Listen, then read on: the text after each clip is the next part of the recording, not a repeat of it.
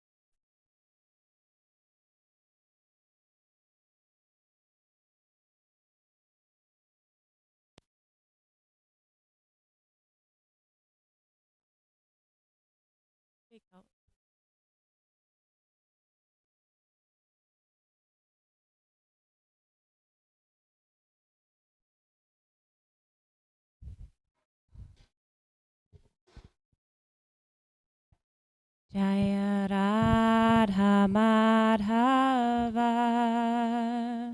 Kunja Bihari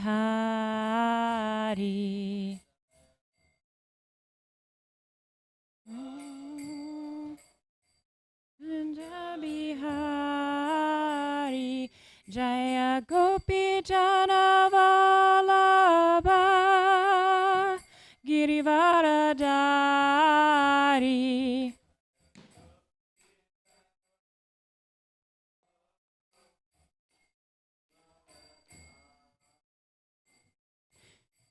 Yashoda Nandana Brajajana Ranjana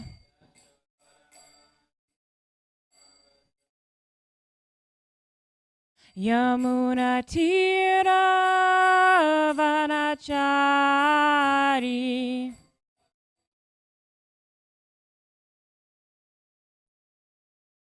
Hare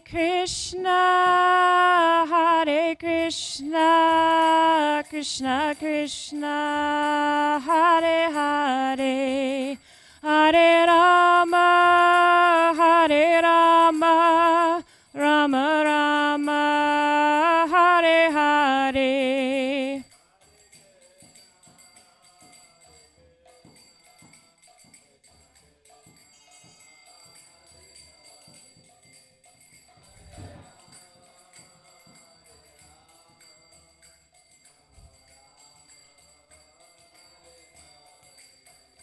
Jaya Radha Kala Chanji Radha Kala Chanji Radhe.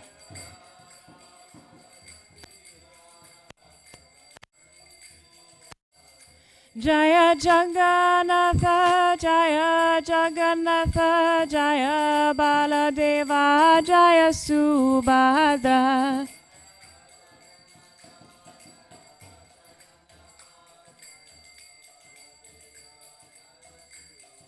Jaya Jaya Prabhupada Prabhupada Prabhupada Jaya Jaya Prabhupada.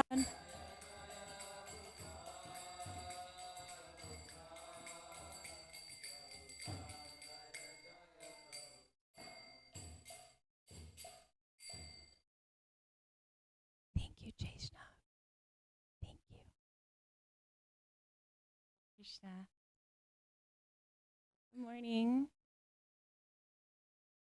Always nice, but very humbling to be here. My name is Manjari Gopika Devi Dasi, and today we will be reading from the Srimad Bhagavatam, Canto 5, Chapter 14. We'll be finishing Chapter 14 today. So we'll be reading verses 42 through 46 and focusing on verse 44. Before we begin, I ask for your blessings that I may speak something pleasing to my spiritual master, to Srila Prabhupada, and to all the devotees. Let us all together chant the invocation prayers. Narayanam namaskritya naram chaiva narotamam devim sarvasvatim vyasyam tato jayamudirayet. Nashta prayesha badreshu nityam bhagavata sevaya bhagavati uttama shloke bhaktir bhavati naishtiki.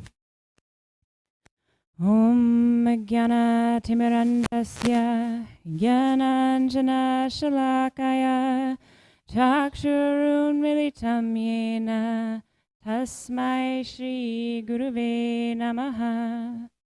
Jaya Shri Krishna Chaitanya Prabhu Nityananda Shri Advaita Gadadhar Shivasadi Gora Bhaktavrinda.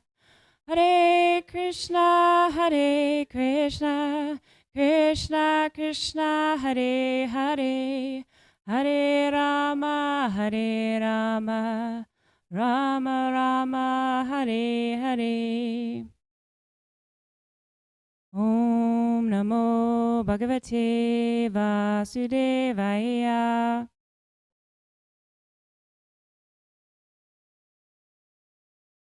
Om Namo Bhagavate Vasudevaya. Om Namo Bhagavate Vasudevaya.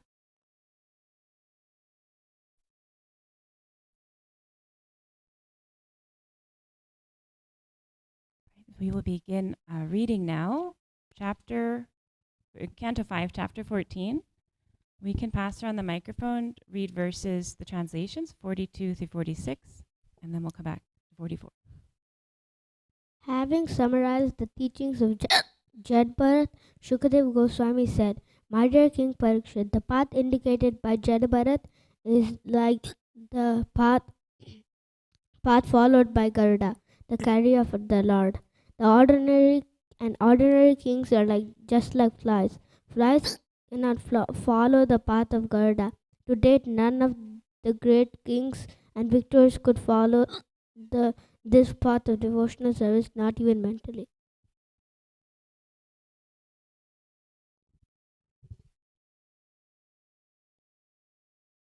While in the prime of life, the great Maharaj Bharat gave up everything because he was fond of serving the Supreme Personality of Godhead, Uttama Shloka.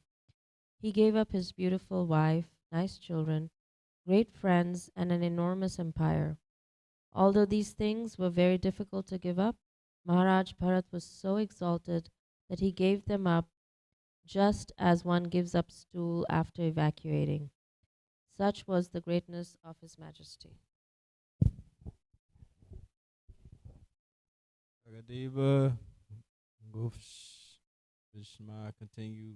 My dear king, the activities of Bahara Maharaja are wonderful. He gave up everything difficult for others to give up.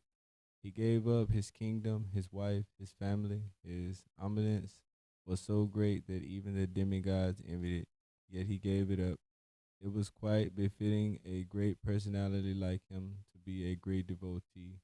He could renounce everything because he was so attracted to the beauty, opulence, reputation, knowledge, strength, and renunciation of the Supreme Personality of Godhead, Krishna. Krishna is so attractive that one can give up all desirable things for his sake indeed. Even liberation is considered insignificant for those whose minds are attracted to the love and service of the Lord.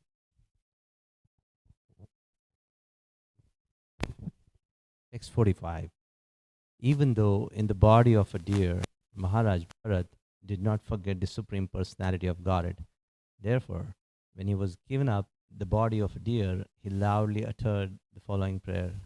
The Supreme Personality of Godhead is sacrifice personified. He gives the results of ritualistic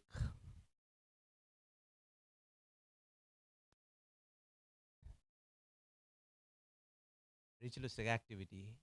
He is the protector of religious systems, the personification of mystic yoga, the source of all knowledge, the controller of the entire creation, and the supersoul in every living entity.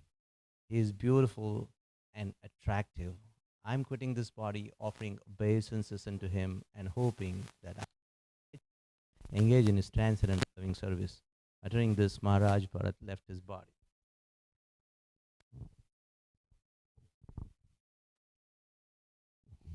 Devotees interested in hearing and chanting Shravanam Kirtanam rarely discuss the pure characteristics of Bharat Maharaj and praise his activities. If one submissively hears and chants about the all-auspicious Maharaj Bharat, one's lifespan and material opulences certainly increase. One can then become very famous and easily attain promotion to the heavenly planets or attain liberation by merging into the existence of the Lord. Whatever one desires can be attained simply by hearing, chanting, and glorifying the activities of Maharaj Bharat. In this way, one can fulfill all his material and spiritual desires. One does not have to ask anyone else for these things, for simply by studying the life of Maharaj Bharat, one can attain all desirable things. Very cool. Thus concludes the 14th chapter of the 5th canto, Srimad Bhagavatam. Thank you. I appreciate that. I'm also enthusiastic about it. But we get to now focus on one of these beautiful verses, which is text 44. So we'll open that up and chant the Sanskrit.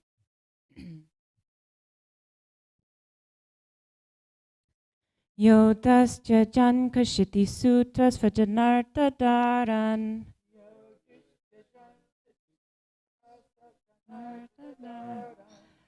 Pratyam shriyam suravarai sadayavla lokam.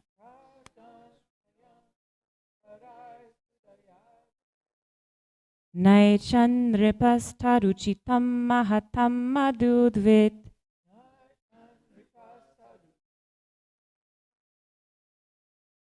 Svenurkata manasamabhavopi palgu. Anurakata manamabhavopi palgu. Would anyone else like to chant?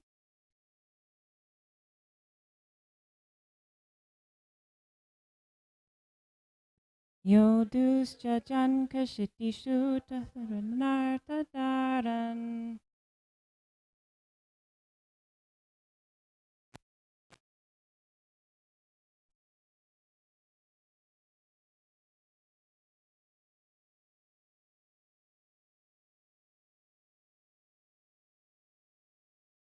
Naichandripastaruchitam mahatam madurvit.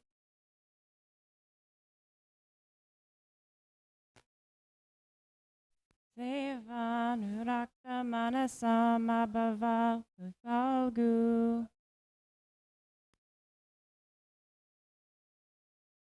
Yodusya jan kashiti sutta svadanarta daran.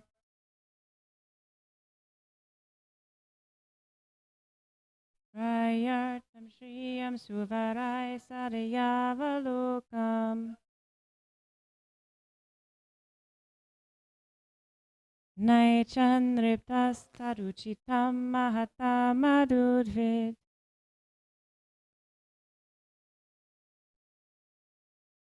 Devanurakta manasama bhavopi falgu.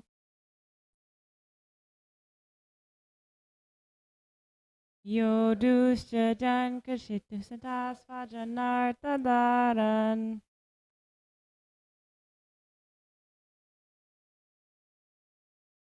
Pratyam shriyam suravarai sadayavalokam.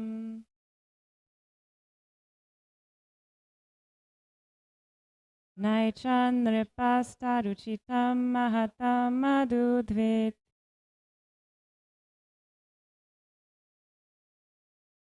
Devanurakta manasam apavopi falgu. Very cool. Okay, let's do the synonyms together. Ya, who, dustyajan, very difficult to give up. Kshiti, the earth. Sutta, children. Svajana, arta dharan, relatives, riches, and a beautiful wife. Prarthyam, desirable. Shriyam, the goddess of fortune. Suravarai, by the best of the demigods. Sadaya avalokam, whose merciful glance. Na, not. Vijat, desired. Nripa, the king. Tat uchitam, this is quite befitting him. Mahatam, of great personalities. Mahatmas. Madhu Dvit, of Lord Krishna, who killed the demon Madhu. Seva anurakata, attracted by the loving service. Manasam, of those whose minds. Abhava api, even the position of liberation. Falgu, insignificant. Translation and purport by His Divine Grace, A.C. Bhaktivedanta Swami Prabhupada. Shukadev Goswami continued, My dear king, the activities of Bharat Maharaj are wonderful. He gave up everything difficult for others to give up. He gave up his kingdom, his wife, and his family. His opulence was so great that even the demigods envied it, yet he gave it up. It was quite befitting a great personality like him to be a great devotee. He could renounce everything because he was so attracted to the beauty, opulence, reputation, knowledge, strength, and renunciation of the Supreme Personality of Godhead, Krishna. Krishna is so attractive that one can give up all desirable things for his sake. Indeed, even liberation is considered insignificant for those whose minds are attached to the loving service of the Lord. Purport. This verse confirms Krishna's all-attractiveness. Maharaj Bharat was so attracted to Krishna that he gave up all his material possessions. Generally, materialistic people are attracted by such possessions. Ato griha kshetra sutapta vitar janasya mohoyam aham mammiti. Bhagavatam 5.5.8. One becomes attracted to his body, home, property, children, relatives, and wealth. In this way, one increases life's illusions and thinks in terms of I and mine. The attraction for material things is certainly due to illusion. There is no value in attraction to material things, for the conditioned soul is diverted by them. One's life is successful if he is absorbed in the attraction of Krishna's strength, beauty, and pastimes, as described in the 10th canto of Srimad Bhagavatam. The Mayavadis are attracted to merging into the existence of the Lord, but Krishna is more attractive than the desire to merge. The word abhava means not to take birth again in this material world. A devotee doesn't care whether he is going to be reborn or not. He is simply satisfied with the Lord's service in any condition. That is real mukti. Iha yasya harer dasye karmana manasa gira Nikilasyapyavyasyu jivan mukta sa uchite. One who acts to serve Krishna with his body, mind, intelligence, and words is a liberated person, even within this material world. Bhakti Rasamrita Sindhu 1.2.187. A person who always desires to serve Krishna is interested in ways to convince people that there is a Supreme Personality of Godhead and that the Supreme Personality of Godhead is Krishna. That is his ambition. It doesn't matter whether he is in heaven or in hell. This is called Uttama Shloka Lalasa.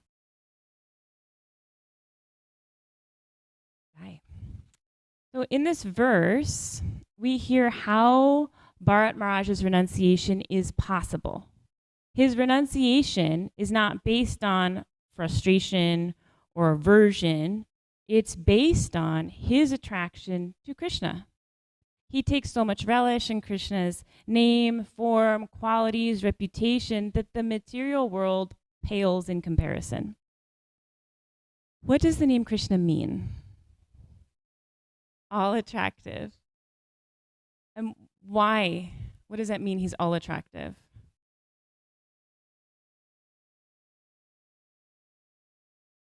Yes, Nandavraj Prabhu explained. It means he has all the opulences in full.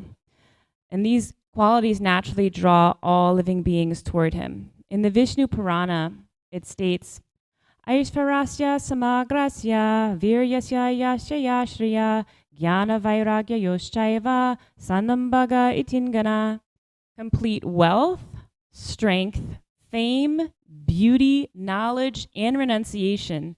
These six are known as the opulences of Bhagavan. So Bhagavan is Krishna, and he possesses all these opulences in full, so he's all attractive. We can think, if we think of the most beautiful person in this world you've ever seen, like immediately you're kind of mesmerized. Or a famous person walks into the room that you say you don't care about, but if a famous person walks in, you're like, oh my gosh, it's that person. So Krishna has all of these to the nth degree. So he is all attractive. So let's take a look at these different qualities of Krishna that make him so attractive. Shri is beauty. Krishna is considered the most beautiful being. I mean, he is not even considered, right? He is the most beautiful being in all the universes. His form is perfect and enchanting.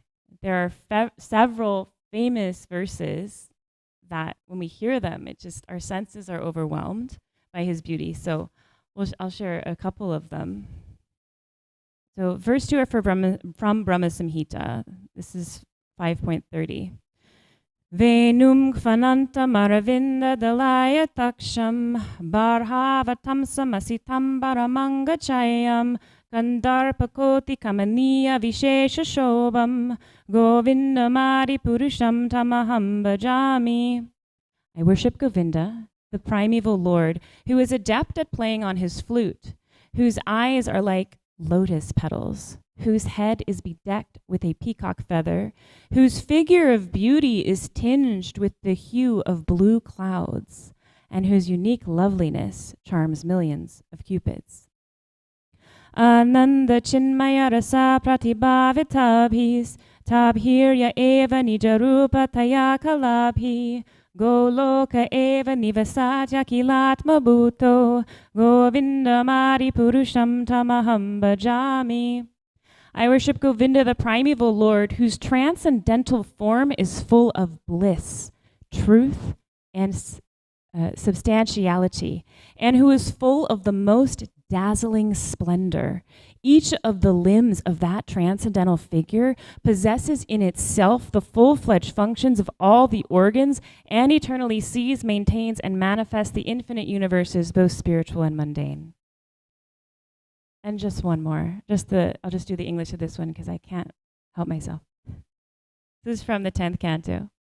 Wearing a peacock feather ornament upon his head, blue karnakar flowers on his ears, a yellow garment as brilliant as gold, and the Vaijayanti garland, Lord Krishna exhibited his transcendental form as the greatest of dancers as he entered the forest of Vrindavan, beautifying it with the marks of his footprints.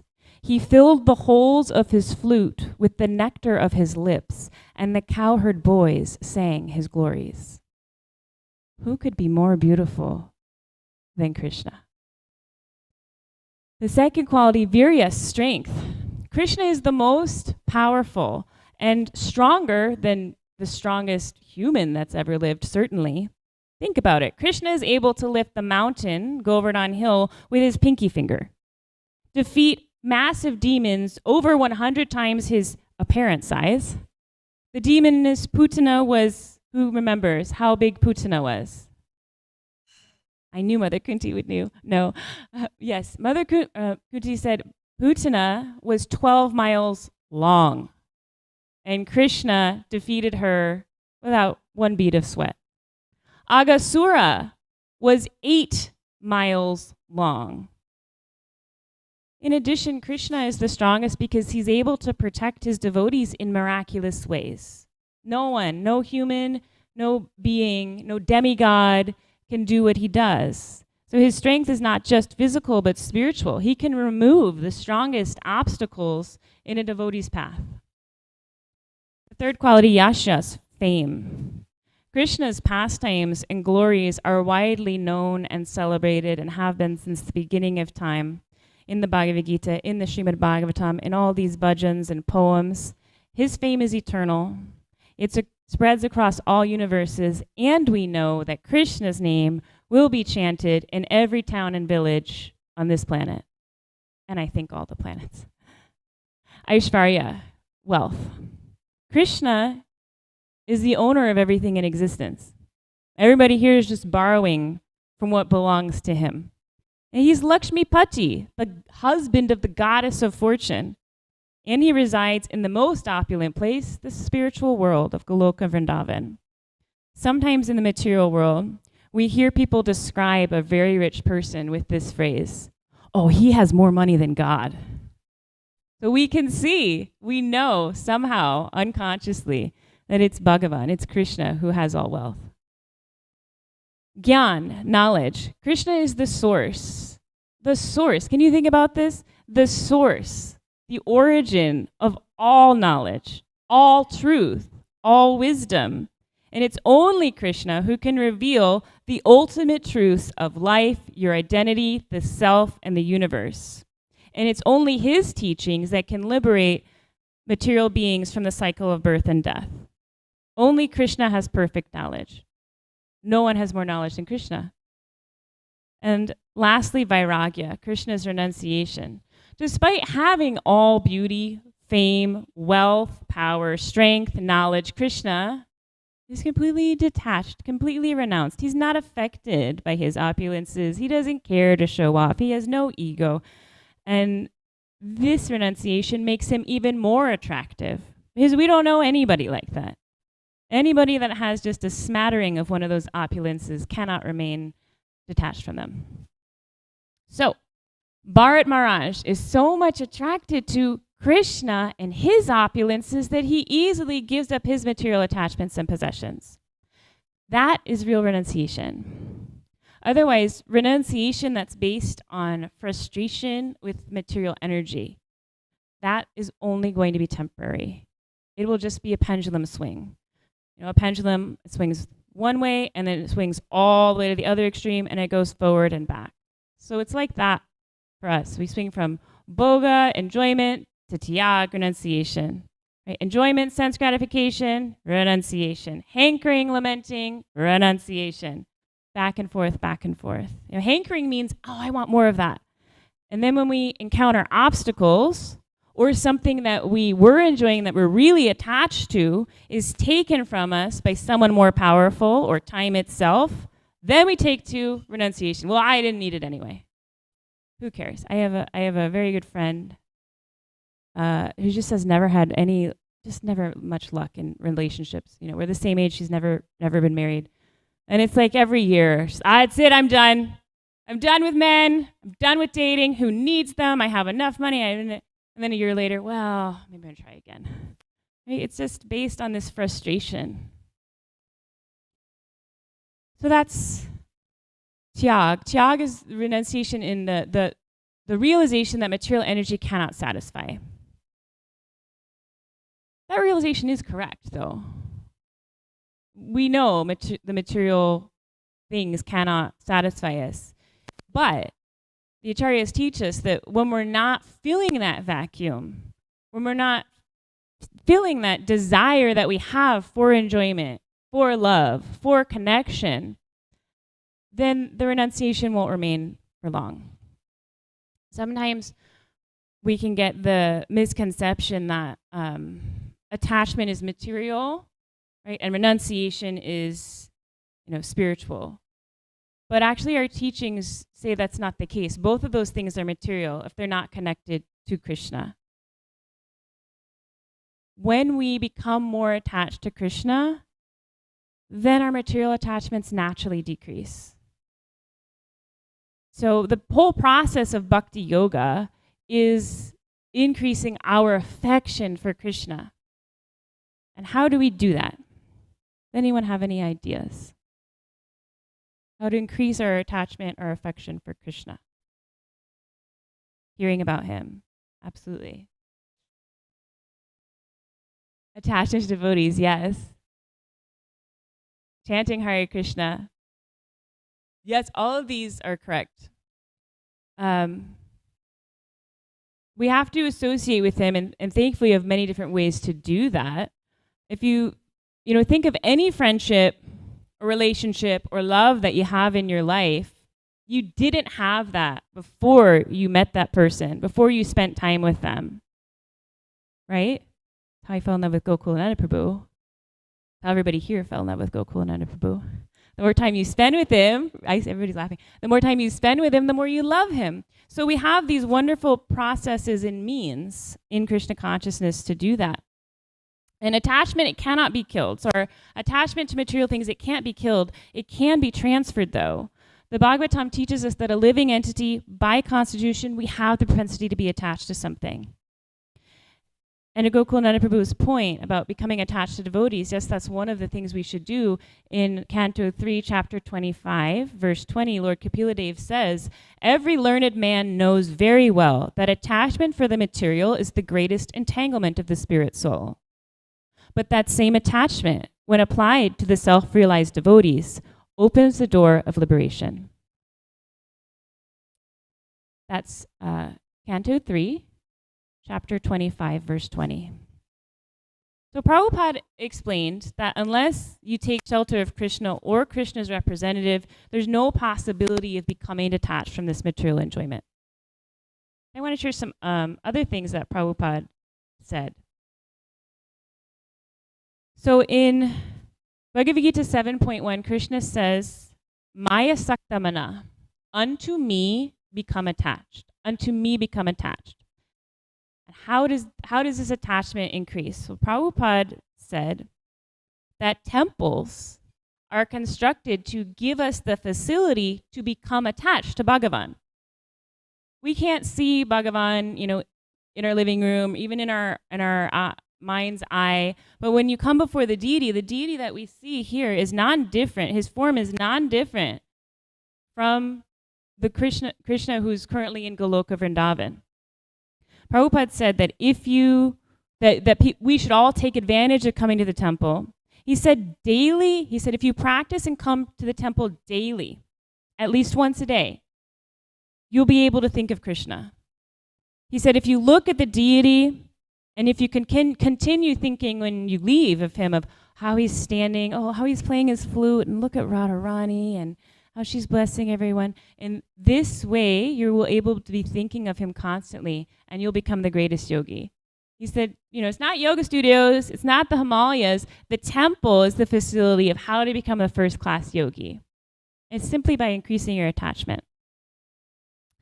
Prabhupada further explained in detail that by visiting the temple every day, we can progress through the 9 stages of devotional service. I don't know if anyone can name them. Anyone who wasn't a brahmachari? Yeah, there are 9 stages. They're listed in the Nectar Devotion and also the Chaitanya Charitamrita. Adau Shraddha, a little faith. Sadhu Sangha, association with devotees.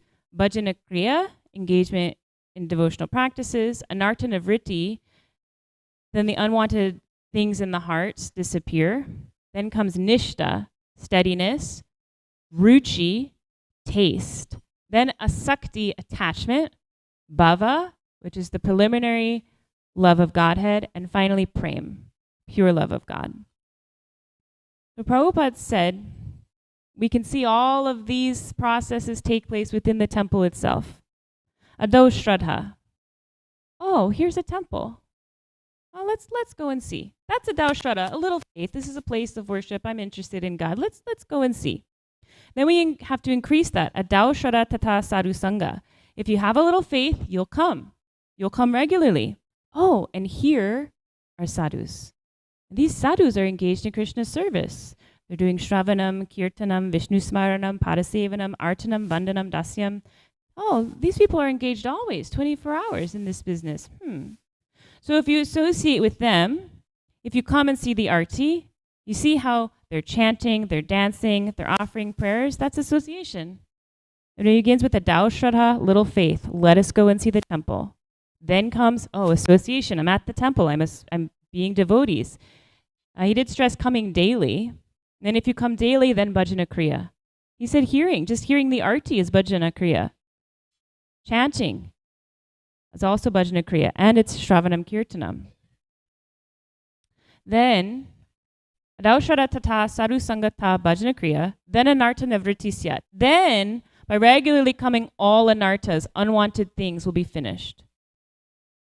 Then there will be nishta, firm faith. Ruchi, where you can't give it up. You can't remain at home without coming to the temple once a day. You miss it. You miss Srimad Bhagavatam class. That's called ruchi, taste. And then asakti, finally attachment. So I really appreciated how he walks us through all of those stages simply by regularly coming to the temple. Of course, we know we need a little more than that. Right? We have to follow the regulative principles. And we really must regularly hear from the scriptures and associate with devotees. Because if you think about it, how do we get bhakti? From the devotees. Guru Krishna Prasade Pai Bhakti Lata Bij. Only the pure devotee of the Lord can give you the seed of bhakti. Where are you going to meet them? Probably not at home. Not at the grocery store, that's right. I did run into you once at the Dollar General, but generally, that's not what happens. So, and I'll just close out with this nice purport Srila Prabhupada wrote in Bhagavad Gita 7.1 that glorifies what we do here every day, the Srimad Bhagavatam class.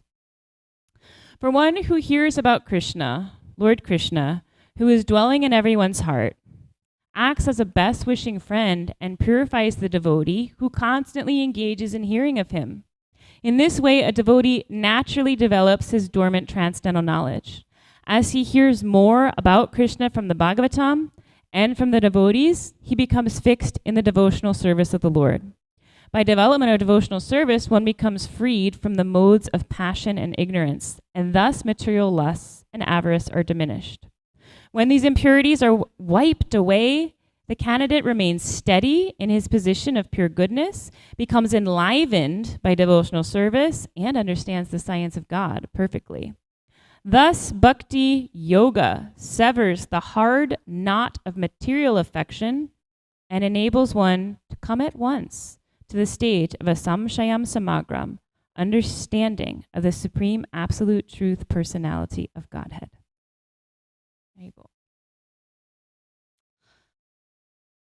I'd like to hear from you all now.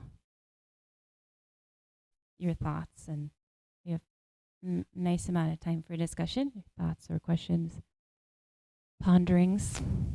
We don't have a microphone though, do we? Oh, there's one. Okay.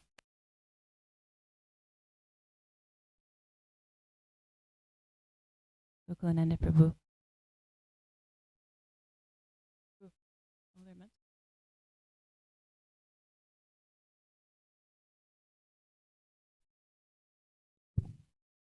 Thank you. It was a wonderful class. The takeaway point for me, the point that you mentioned about how simply by visiting temple once, unknowingly also we are thinking about Krishna. I never thought about that. It was such a wonderful point. It touched my heart. There is so much benefit simply by doing so, right? Then I thought there are so many people, the mundane wranglers, they usually pose this argument. Why temple? If God is everywhere, if you believe so, why do you need to go there? So I remember one stalwart gave a wonderful analogy. I like that. I would like to share that with you. He said, air is everywhere, but in tropical conditions like Indian weather conditions, when it is so hot out there, you know, what would you do if you want to get some comfort? So the answer is said you would go naturally near to the fan, right? So there is more air or breeze coming near the fan. So that was a wonderful analogy, I thought. Anybody argues like that, we can always put forth this argument. God is everywhere, air is everywhere, but just like you go to a particular situation where you have more, so there are more vibes here, more facility. And naturally, unknowingly, as you said, we are remembering Krishna. It's such a wonderful point. Thank you. And also at the temple, we have the ability to engage all of our senses. Srila Prabhupada stressed, smelling the offered flower and tasting the charanamrita and hearing the chanting and seeing the deity. And by engaging all of our senses, that leaves a much bigger impression on our hearts and consciousness.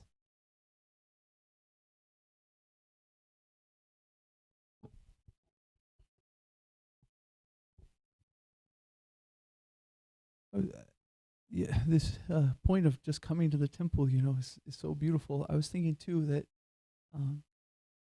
that when we come to the temple, we give Krishna, we put ourselves in a position for Krishna to see us. And sometimes that can sound puffed up, right? Krishna, see me. But no, at least in my experiences, is that the curtains will open, I see Krishna, and then my mind is wandering so many different ways. And I'm like, dude, you're not even looking at the most beautiful person in the world. Like, what are you thinking? Like, where are you at? But because of Srila Prabhupada's mercy, we are putting ourselves in a position that Krishna will look at us and give us some mercy, so that maybe at one point, at least for me, that I'll look at him and really understand that I'm looking at the most beautiful, the most beautiful person in the world. Yeah, we giving ourselves a chance, by coming to the temple. Yeah, absolutely. Thank you. You just reminded me. So I won't spend too much time on this, but I've had an affinity for Lord Nrsimhadev for a while. And several years ago, I fell in love with this Nrsimha deity that I found it on Facebook. I'm in a Facebook group about Lord Nrsimhadev. Anyway, and he lives in Mulki. He's so beautiful. And I told my husband at the time, I said, hey, do you know where Mulki is? And he's like, of course I do. That's, not far from my native place.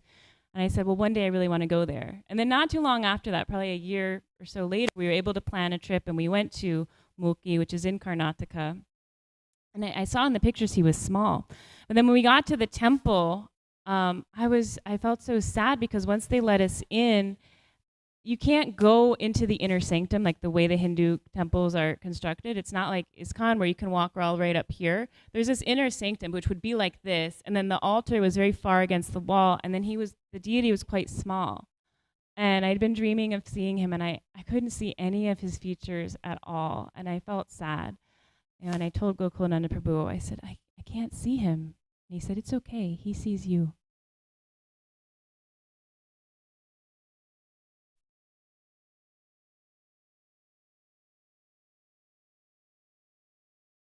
Hare Krishna.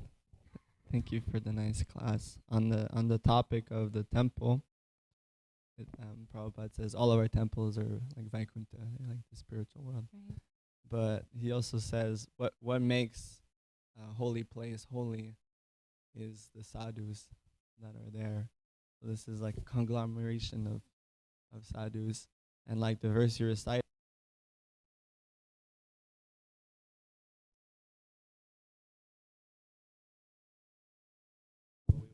Without the temple, we wouldn't be. Yes, absolutely. Thank you for saying that. That's a really nice point. The temple is a spiritual world, but mostly because this is where we find the sadhus. We have to become attached to them.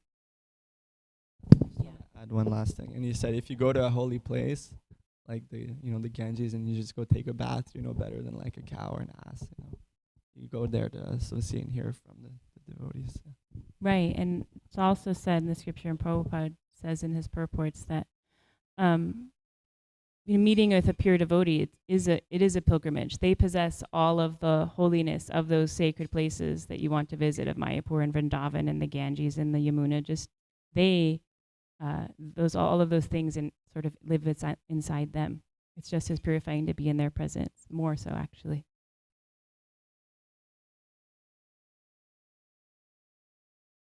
Does anyone else have anything to share? Yes. You would know.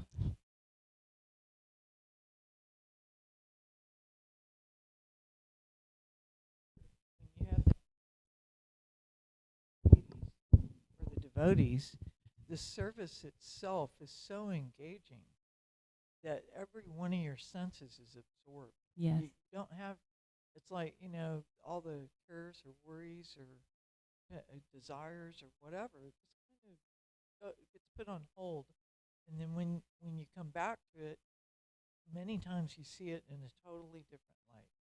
And everything seems different. So, yeah. I especially like in the purport today, how everything becomes insignificant. By focusing on the Lord, everything else, it just fades. And that's really where the attraction is. That's where the action is. That's what we want. Yeah. Anyway, so the more service we do, the better it gets. Jai? Yeah, absolutely, Haripul. There's so many nice things in the purport. I can only tackle one direction, but he definitely mentioned that about service to the Lord and how a real devotee, because they're so engaged in service, they don't care if they're in heaven or in hell.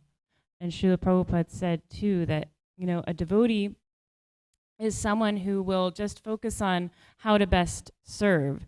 So if they are living in a mansion and they can do better service living under a tree, they'll go live under a tree. And if they're living under a tree and they can do more service living in a mansion, then they'll do that.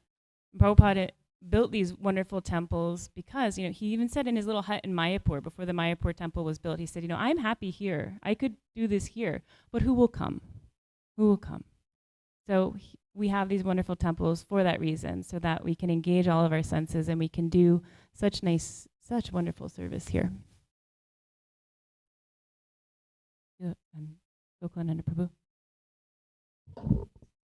Such a wonderful point. And I remembered something relevant, very important. So I remember one very senior devotee he had mentioned, especially for those who don't reside in the temple, if you are going through any stress, anxiety, it's becoming too much, just do one thing. Simply visit the temple, engage yourself in some service, and you will find that anxiety is gone away, absolutely. But then he also added that because when someone is engaged in the service, it is, as Krishna says in Bhagavad Gita, Brahma Bhuta is situated on that soul platform, spiritual platform. But then there is a condition next, Prasannatma. While doing so, one has to relish that service.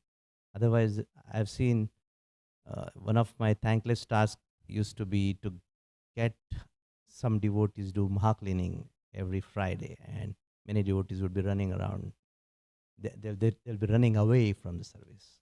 So if that is the mood, so although physically one may be engaged, but then the other things that Krishna says, na shochati na kangshati, won't follow.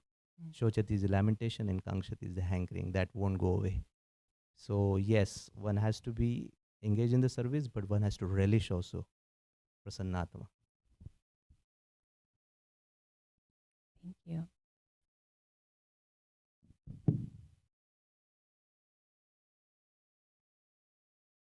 Anyone else?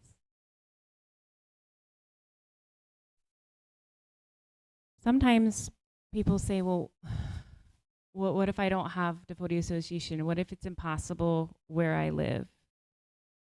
And His Holiness Bhakti Charu Swami Maharaj responded to that question with, you have Srila Prabhupada's books.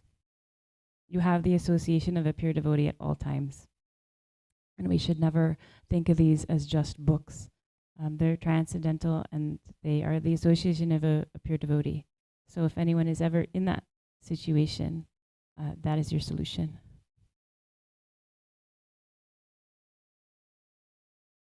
What's that? Yeah, so many online sanghas too. I think about that very often. Just in the last few years, there's so much more available to us online. There are sanghas that are online where you can meet up with people on Zoom. There are so many YouTube channels that have lectures, thousands. Yeah, and you can take darshan online of various temples and make that a regular practice.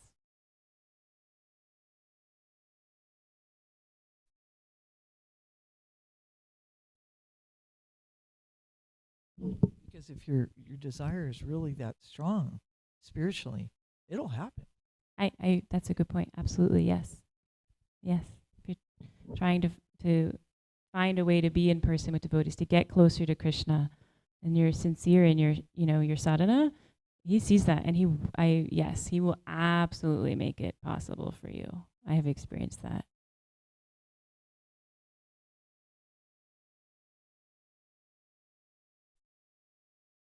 Nothing from Tulsi Saki?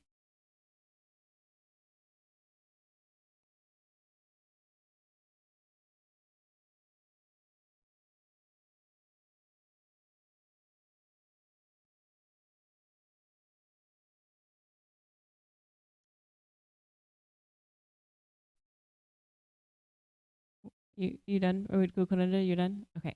I wasn't sure if you were reaching for something or not. Any closing, parting thoughts?